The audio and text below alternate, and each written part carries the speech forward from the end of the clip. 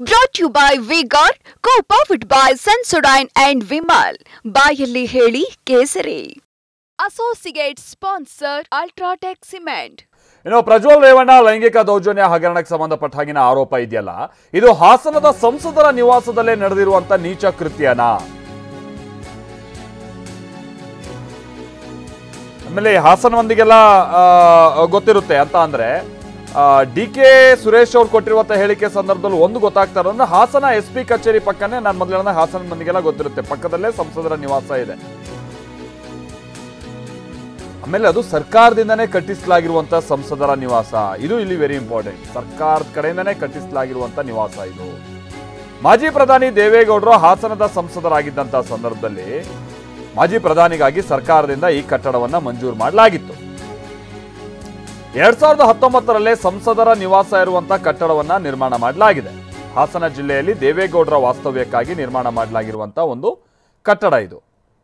ಈಗ ಕಳೆದ ಬಾರಿ ದೇವೇಗೌಡರು ಹೌದು ಅವರು ತುಮಕೂರಿನಿಂದ ಹೋಗಿ ಕಂಟೆಸ್ಟ್ ಮಾಡಿದ್ರು.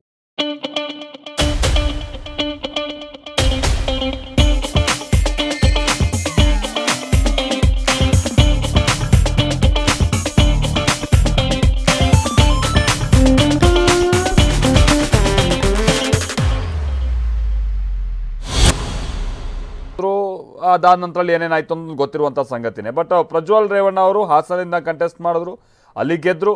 ಹಾಗಾಗಿ ಅದಕ್ಕೆ ತಕ್ಕಂಗೆನೆ ಈ ಸಂಸದರ ಕಚೇರಿ ಕೂಡ ಅಥವಾ ಸಂಸದರ ನಿವಾಸ ಕೂಡ ಸಿದ್ಧ ಆಗಿತ್ತು. ಬಳಸ್ಕೊಂಡು ಹೋಗ್ತಾ ಇದ್ದಾರೆ ಯಾರು? ಪ್ರಜ್ವಲ್ ರೇವಣ್ಣ ಅವರು. ಈಗ ಕೆಲವ್ರು ಮಾಡ್ತಾ ಇರುವಂಥದ್ದು ಆರೋಪ ಅಂತ ಅಂದ್ರೆ ಸರ್ಕಾರದಿಂದ ಕಟ್ಟಿಸಲಾಗಿರುವಂತ ಈ ಸಂಸದರ ನಿವಾಸದಲ್ಲೇ ಈ ಮಹಿಳೆಯರ ಮೇಲೆಲ್ಲ ದೌರ್ಜನ್ಯ ಎಸಗಲಾಗಿದೆ ಅಂತ ಏನು ಆರೋಪ ಮಾಡಲಾಗ್ತಾ ಇದೆ, ಅಂತ ದೌರ್ಜನ್ಯಗಳು ಇಲ್ಲೇ ನಡೆದಿದೆ ಅನ್ನುವಂಥದ್ದು.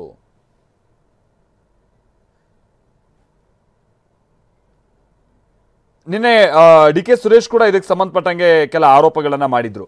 ಬನ್ನಿ ಏನ್ ಹೇಳಿದ್ರು ಕೇಳೋಣ. ನೋಡಪ್ಪ, ಅವ್ರು MP ಆದ್ಮೇಲೆ MP ಆಫೀಸಲ್ಲಿ ನಡೆದಿರೋ ಕತೆ ಇದು. MP ಆಫೀಸಲ್ಲಿ ನಡೆದಿರೋ ಕತೆ ಇದು. ಡೆಲ್ಲಿ ಗೆಸ್ಟ್ ಹೌಸ್ ಅಲ್ಲಿ ನಡೆದಿರೋ ಕತೆ ಅಂತ ಟಿವಿನಲ್ಲಿ ಹೇಳ್ತಾವ್ರೆ. MP ಆಫೀಸಲ್ಲಿ ನಡೆದಿರೋದು, ಅವ್ರ ಫಾರ್ಮ್ ಹೌಸಲ್ಲಿ ನಡೆದಿರೋದು.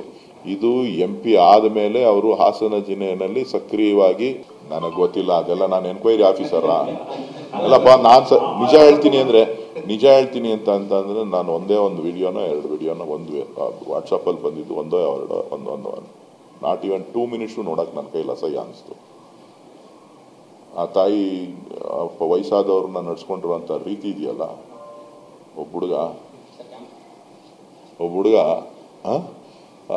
ವಯಸ್ಸಾದಂಥ ಸುಮಾರು 60-65 ವರ್ಷ, ಅವ್ರ ತಾಯಿ ವಯಸ್ಸು, ಅವ್ರ ತಂದೆ ವಯಸ್ಸು, ಅವ್ರನ್ನ ನಡೆಸ್ಕೊಂಡಿರೋ ರೀತಿ ಇದೆಯಲ್ಲ, ಅದರಲ್ಲೂ ಕೂಡ ಮನೆ ಕೆಲಸದವ್ರನ್ನ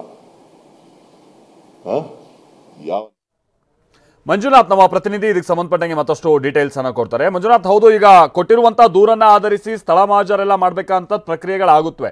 ಬಹುಶಃ ಅದು ಹೊಳೆ ನರಸೀಪುರದ ನಿವಾಸಕ್ಕೆ ಸಂಬಂಧಪಟ್ಟಂಗೆ ಆಗುತ್ತೆ ಅಂತ ಕಾಣಿಸುತ್ತೆ. ಈ ಕೆಲವರು ಆರೋಪ ಮಾಡ್ತಾ ಇರುವಂತದ್ದು ಈ ಸಂಸದರ ನಿವಾಸದಲ್ಲೂ ಕೂಡ ಆಗಿದೆ, ಸರ್ಕಾರದಿಂದ ಕಟ್ಟಿಸಲಾಗಿರುವಂತ. ಬಹುಶಃ ಮುಂದಿನ ಹಂತದಲ್ಲಿ ಈಗ ಏನಿದ್ರು ಕೇಸ್ ದಾಖಲಿಸಿಕೊಂಡಿರುವಂತಹ SIT ಅಲ್ಲೂ ಕೂಡ ಇನ್ಸ್ಪೆಕ್ಷನ್ಗೆ ಒಳಪಡಿಸಬಹುದಾ? ಒಂದು. ಎರಡನೇದು, ಇದು ಸರ್ಕಾರಿ ನಿವಾಸ ಆಗಿರುವಂತಹ ಕಾರಣಕ್ಕಾಗಿ ಇದು ಕೂಡ ಒಂದು ಅಫೆನ್ಸ್ ಅಂತ ಹೇಳಿ ಪರಿಗಣಿಸಲಾಗುತ್ತಾ ಅಲ್ಲಿ ಮಹಿಳೆಯರ ಮೇಲೆ ದೌರ್ಜನ್ಯ ಎಸಗಿರುವಂತ ವಿಚಾರ?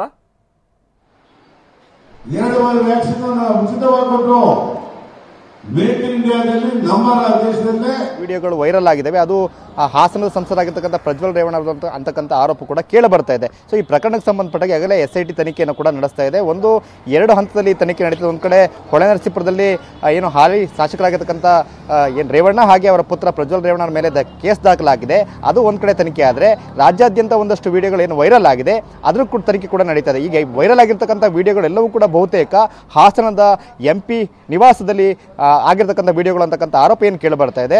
ಮಾಲ್ತೇಶ್, ಈ MP ನಿವಾಸ 2019ರಲ್ಲಿ ದೇವೇಗೌಡರು ಇಲ್ಲಿ ಸಂಸದರಾಗಿದ್ದ ಸಂದರ್ಭದಲ್ಲಿ ಅದಕ್ಕಿಂತ ಹಿಂದೆನೇ ಕನ್ಸ್ಟ್ರಕ್ಷನ್ ಶುರುವಾಗಿತ್ತು. ಆ ಸಂದರ್ಭದಲ್ಲಿ ಅದು ಉದ್ಘಾಟನೆ ಕೂಡ ಆಯಿತು. ಇದಕ್ಕೆ ಕಾರಣ ಏನು ಅಂತ ಹೇಳಿದ್ರೆ, ದೇವೇಗೌಡರು ಈ ದೇಶದ ಮಾಜಿ ಪ್ರಧಾನಿಗಳಿದ್ದಾರೆ, ಹಾಗಾಗಿ ಅವ್ರು ಹಾಸನಕ್ಕೆ ಬಂದಾಗ ಉಳಿಲಿಕ್ಕೆ ಬೇಕು ಅಂತಕ್ಕಂಥ ಕಾರಣದಿಂದಾಗಿ ರಾಜ್ಯ ಸರ್ಕಾರ ಮತ್ತು ಕೇಂದ್ರ ಸರ್ಕಾರದ ನಡುವೆ ಅವರ ಸಹಕಾರದೊಂದಿಗೆ ಈ ಒಂದು MP ನಿವಾಸ ನಿರ್ಮಾಣ ಆಗಿತ್ತು. ಅದ್ರಲ್ಲಿ ದೇವೇಗೌಡರು ಬಂದಾಗ ಅಲ್ಲೇ ಉಳಿತಕ್ಕಂಥದ್ದು, ಕಾರ್ಯಕರ್ತರನ್ನ ಭೇಟಿ ಮಾಡ್ತಕ್ಕಂಥದ್ದು, ಕೆಲವೊಂದು ಸಭೆಗಳನ್ನು ಮಾಡ್ತಕ್ಕಂಥದ್ದು ಮಾಡ್ತಾ ಇದ್ರು.